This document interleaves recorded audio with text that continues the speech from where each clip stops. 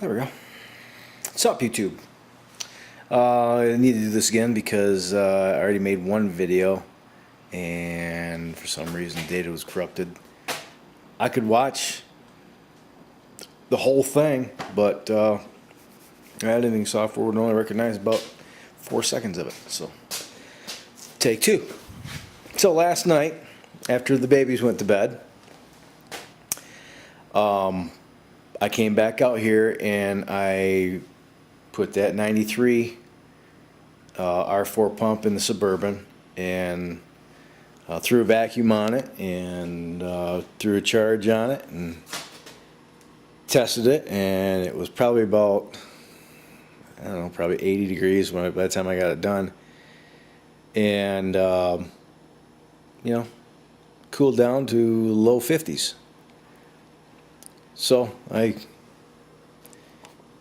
got up this morning and went out and threw the manifold gauges on it again to check to make sure that it didn't leak out, and fired it back up, threw a fan in front of the grill just for good measure, and tested it again, and it was 90 degrees here in the garage. I suspect it was a little bit cooler than that outside at 6:30 this morning. It was probably mid 80s, and I got the temperature down to 47. Then I adjusted the pressure switch, the low pressure switch on the receiver dryer, and got it down to 46. So the AC is working. Thank God. We'll see how long that works, because I don't have a whole lot of faith in these R4 pumps. They're just not. They suck. Plain and simple. They suck. I hate them. They suck. So I'm still going to do the sand and conversion. I think I'm going to experiment with a junkyard. I'll go down next time I'm down to pick apart. I'll rummage through the Volvo section. That's where I need to get one from a Volvo, because they got the right bolt pattern. It bolts right up to the bracketry here. And if I can find one, I'll buy a junkyard one for 30 bucks instead of spending 140 for a new one. If I have to, I'll buy a new one, but I'd rather try to do it on the cheap, because it's $2,000 hoopty. I'm not really into spending a whole ton of money. That's why I'm going to build all this stuff instead of buying it out of a catalog. Where's the fun in that? So I was going to go down to Napa and get an idler pulley. A serpentine idler pulley, but turns out I had one. See, people ask you why do I save all these parts? Why do I save all these parts? You got all these car parts. Why do you save them? Because I'm going to use them someday. That's why I got 20 different alternators. I just, if you want to watch my videos, I just built 3 welders out of alternators, for crying out loud. Yeah, I still need to shave. So I'm going to keep this one short and sweet. Just a couple of notes. It's not that hard to do a conversion. It just can be a real pain in the ass, especially when you're dealing with these mid-80s, early 90s GM R4 pancake pumps. They suck. I hate them. But to do the conversion, it's relatively simple. You're swapping out the oil, because the R12 oil is a mineral oil, and the R134A oil is a PAG oil. It's a synthetic oil, so the two aren't compatible. If you mix the two oils, it turns acidic inside your lines and it messes everything up, and you don't want to do that. So what I did is I essentially disassembled, except for the evaporator, because that's bolted to the firewall and they didn't want to take that thing apart. Basically what I did is I flushed everything with denatured alcohol. Flushed all the lines, took everything apart. The condenser, took it out and flushed it. I left the evaporator in the truck and just ran a gallon of denatured alcohol through it. Flushed all the lines with denatured alcohol. Flushed the pump with denatured alcohol. Did that on the bench. Cleaned all the oil out. I put new O-rings on all the fittings. You want to do that anyway, and replace all the old rubber O-rings with nitrile. Pretty much any O-ring you're going to get for AC is going to be nitrile now, so they're the green ones. I'll show you.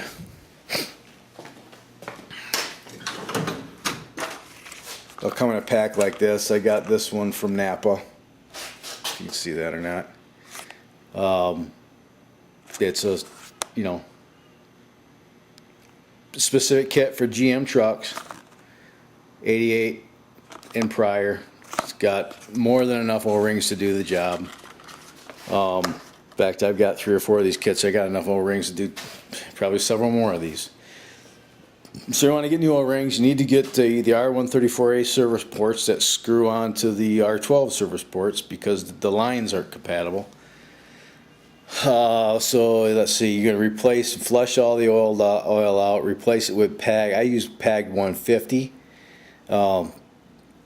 There's different viscosities. I use the medium viscosity. What else you need to do? Oh, you need to adjust the pressure switch. We can take you out there and I'll show you that.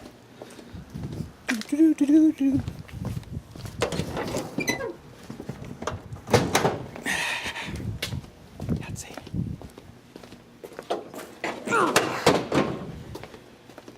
Make a lot of noises in my old age. So, underneath the hood, you're going to see, at least on this model truck, this is your receiver dryer. You're going to replace this too. This is cheap. This is only like 30 bucks. So go ahead and replace this because there's a desiccant inside the bottom of this that separates any water that might be in the system. It keeps the air dry in here, the refrigerant dry, and it tends to hold on to a lot of oil. So you want to get, you don't want the 2 oils to mix, like I said. So it's cheap insurance. Replace that. You're going to want to do it anyway. And if you take this thing, if you open it up and this is exposed to, you don't plug the ends and it's exposed to the air for any period of time, you're going to replace it anyway. But this little switch here, I pulled this wire off. You see right there is a screw. That's how you adjust the pressure, the low pressure switch. So what this switch does is it shuts the compressor off at a determined pressure.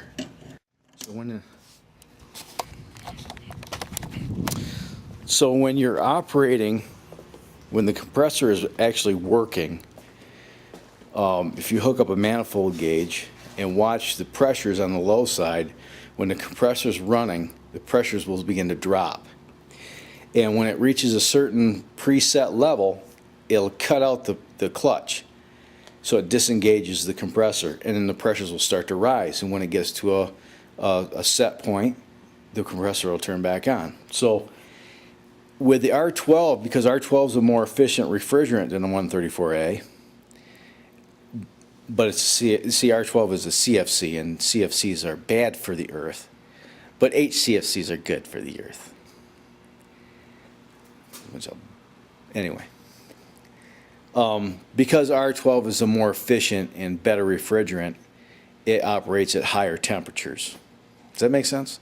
So, I'm not a scientist. I'm just a shade tree mechanic. But it's a more efficient, R12 is a more efficient refrigerant.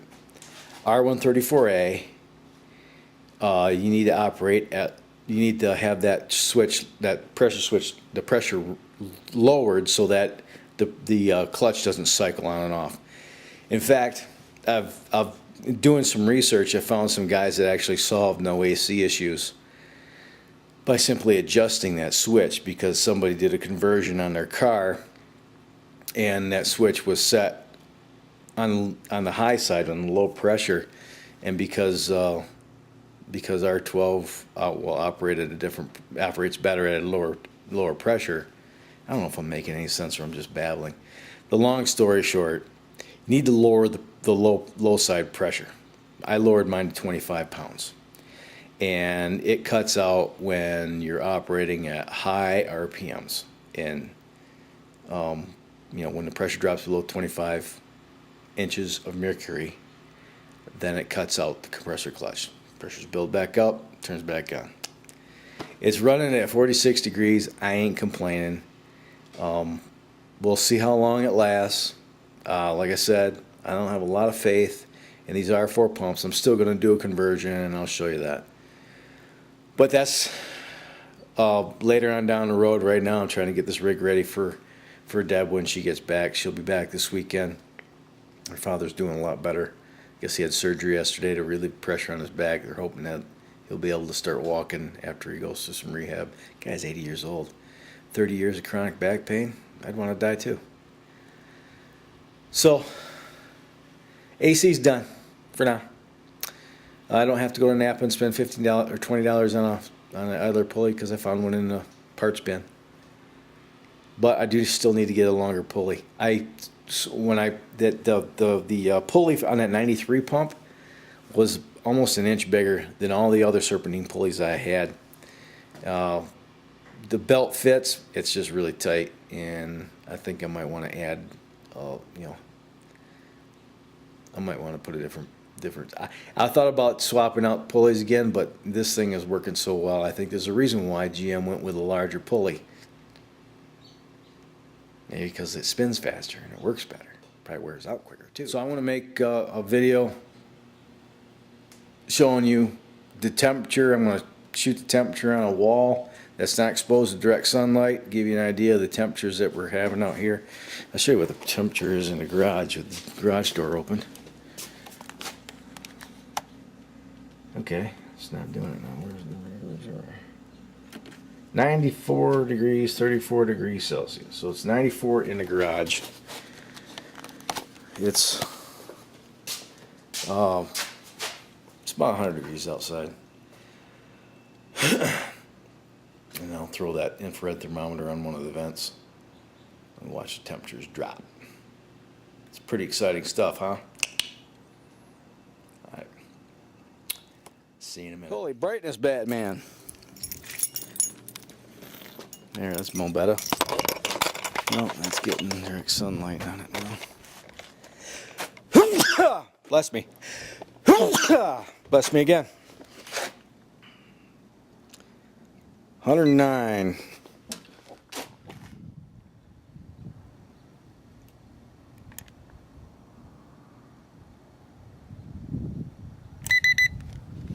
$103. We're in this sweat box called the Suburban, and let's fire it up.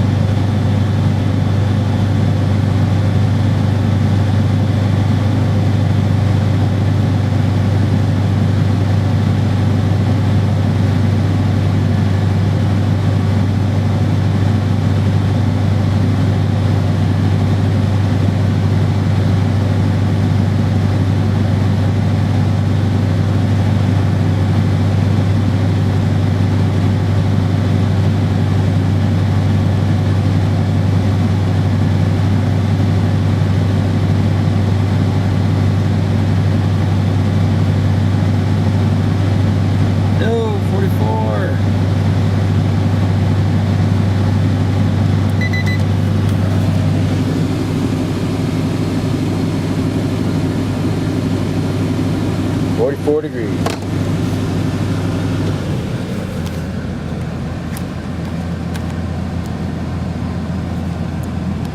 And that is that. So until next time, thanks for watching. Subscribe, rate, comment down there. So that's it from Casa de Meyer. Bye.